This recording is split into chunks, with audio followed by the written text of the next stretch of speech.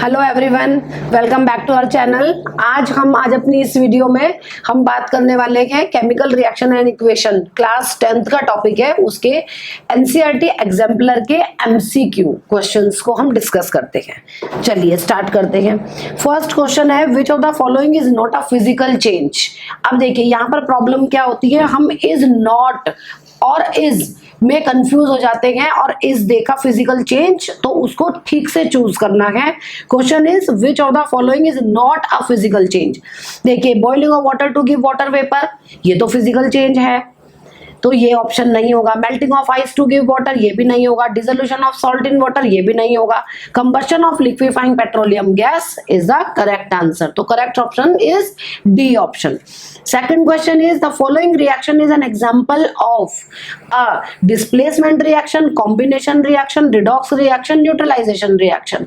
तो देखिए reaction is 4NH3 in gaseous form plus 5O2 in gaseous form gives 4NO in gaseous form plus 6H2 in gaseous form. चलिए तो ये reaction हमारी देखिए पहला ही अमोनिया, यहाँ पर एक तो डिस्प्लेसमेंट हो रहा है और दूसरा this is a redox reaction.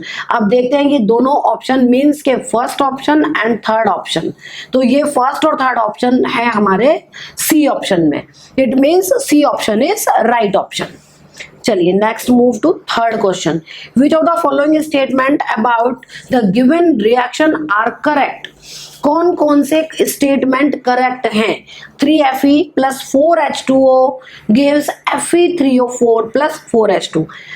First is iron metal is getting oxidized and water is getting reduced. Water is acting as a reducing agent, water is acting as oxidizing agent. तो देखिए कौन सा option हमारा ठीक होगा। Fe क्या हो रहा है, हम देख रहे हैं Fe is oxidised, Fe oxidised हो रहा है, वाटर रिड्यूस्ड हो रहा है और Fe कैसे एक्ट कर रहा है, बिकॉज Fe का ऑक्सीडेशन हो रहा है तो रिड्यूसिंग एजेंट है और वाटर हमारा ऑक्सीडाइजिंग एजेंट है। It means C option is right option. Then fourth, which of the following are exothermic process? Reaction of water with quicklime, dilution of an acid and evaporation of water, sublimation of camphor यानी crystal. तो fourth option, fourth में हमारा आया, देखिए first है हमारा reaction of water with quicklime तो और डाइल्यूशन किया। हमें पूछा है एक्सोथर्मिक प्रोसेस, इसमें कौन सी प्रोसेस एक्सोथर्मिक है।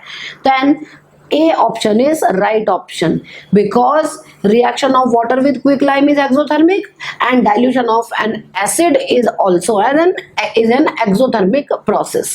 Now fifth question है हमारा the beaker labelled ABC, 3 beaker हमें प्रोवाइड किए गए, each containing 25 ml of water were taken.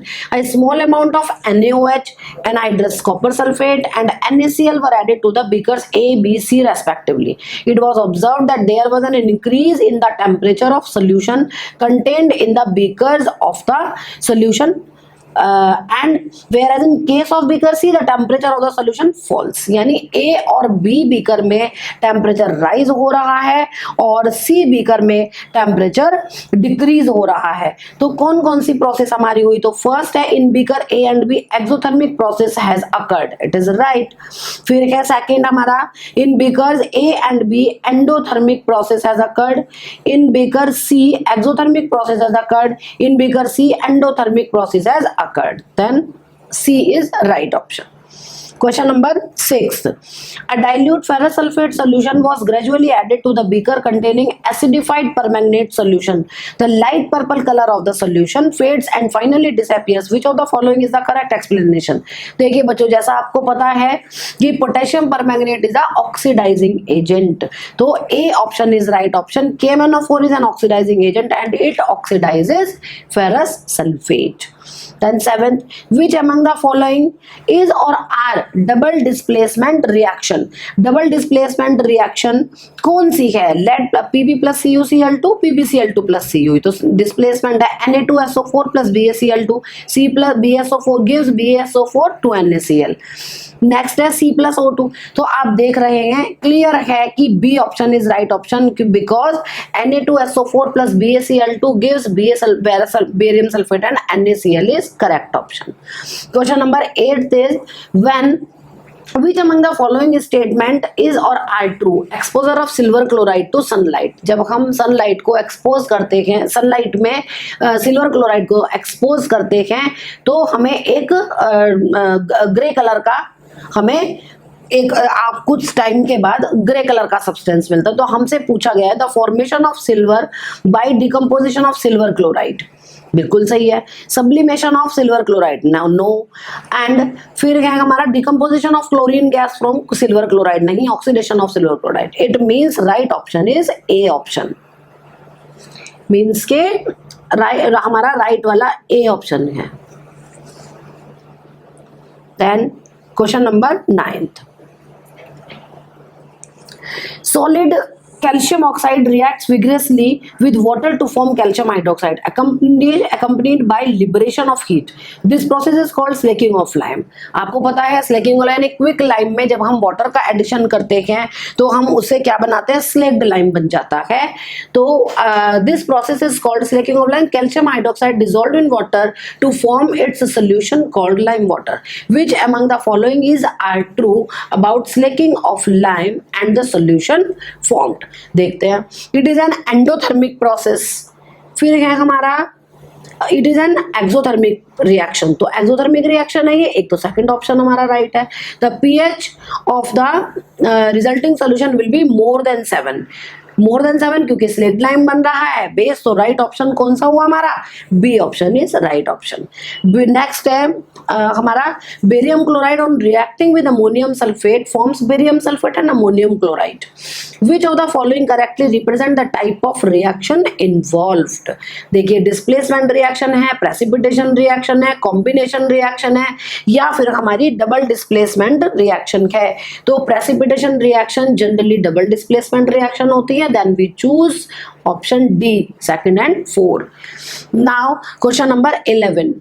Electrolysis of water is a decomposition reaction. The mole ratio of hydrogen and oxygen gases liberated during electrolysis of water is 1:1, 2:1, 4:1, 1:1. हम सब जानते हैं it is 2:1 because in water molecule hydrogen has 2 atoms and one is in the one oxygen ratio. 12. Which of the following is are an endothermic process? अब इसमें देखते हैं dilution of sulphuric acid, sublimation of dry ice. हमसे पूछा गया है endothermic कौन सा है, तो सेकंड है।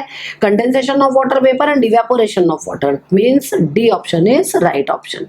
इन the double displacement reaction between aqueous potassium iodide and aqueous lead nitrate a yellow precipitate of lead iodide is formed while performing the activity.